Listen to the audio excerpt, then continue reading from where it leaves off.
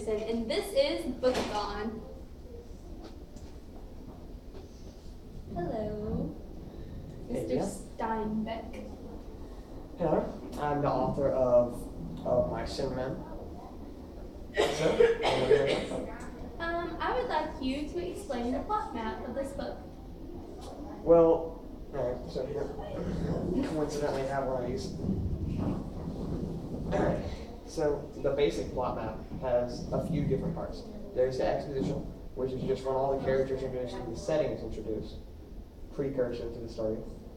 There's the first, and as many rising actions as needed for the book, probably the high end of about 10. And the rising actions are just when the story starts building up to the climax, which is the most suspenseful top part of the story.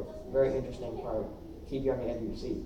And the following actions are just a way from the climax to get to the resolution, and the resolution is just a solution for the problem that is the climax. And then the denouement is a French term, and that is used to describe what's after the resolution, which is usually pretty short but pretty open for interpretation. Awesome. Would you like to explain what happens in the exposition, rising action, climax, falling action, and resolution? Sure. So in the exposition of Mice and Men, characters are introduced like George and Lenny, and the setting of this part of the exposition is also that beautiful basin that they stay in on their first night. And then when they go to the actual farm, the exposition continues, and they meet Slim, Curly, Candy, and the rest of the people, Carlson, that they're going to be staying with for the duration of their time.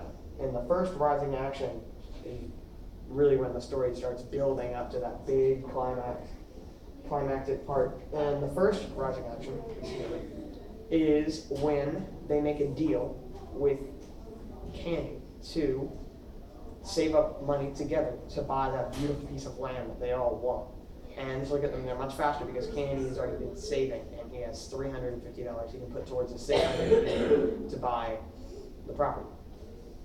The next rising action is the fight that occurs between Curly and Lenny. This is generally unprovocative of Lenny. It was mostly Curly who was provoking. He's definitely the antagonist of the story. And when this fight happens, Lenny grabs Curly's hand and crushes it, and they have to take Curly to a doctor, and they convince him not to tell his father, which is the boss of the entire farm, which is very good. Rising Action 3 is when the boys are out of town, Lenny goes and stays with Crooks, which is the stable buck. He is a slave in this time period. And he's a very interesting character, and he, in this part of the story, really reveals a lot of his background and personal ties. So it's definitely built with rising action. And the fourth rising action, and the last one, is when Curly's wife, who has been flirting with the guys the entire story, goes and kind of is like that with Lenny in the barn when Lenny realizes that his puppy, given him by Slim during the storyline, dies, and she's definitely trying to comfort him, and which leads to the climax, which is when Lenny says, "I'd just like to feel soft things," and he's explaining how he pet the puppy to death. And she said, "Feel my hair," and he did. And when he felt it was very soft, and then when she tried to pull away, Lenny, terrified, freaked out, grabbed it as hard as he could. And then when she started screaming, he muffled and held her breath like that, just to keep George from hearing it, because he'd been worried that George would be mad at him. And this, while flailing around, breaks her neck and kills her. And when she dies, that's the climax of the story. And then following action number 1 is when George and Candy go and they find the body in the barn, and they know Lenny did it. And in this part of the story, George has to come up to odds with, I think, that he is going to have to be the one who, if anyone kills Lenny, he's going to have to be him. So he steals Carlson's gun before the rest of the guys find him. So the rest of the guys, after they find the body, and Curly's out for blood. He wants to kill Lenny. So they all go on a manhunt, and in the exposition of the story, Lenny and George had a deal that if one of them was in trouble, they would go to the spot they stayed on their first night in town and hide in the bush, and that's exactly what Lenny did, because he remembered.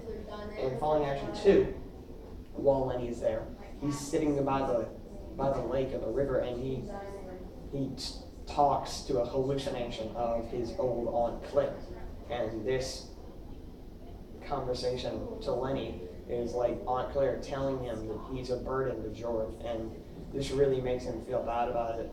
And in this, George also finds him and talks to him just person to person, and he's talking about that farm, that place that they wanted to get, which I think is representative of heaven in the book to a lot of readers.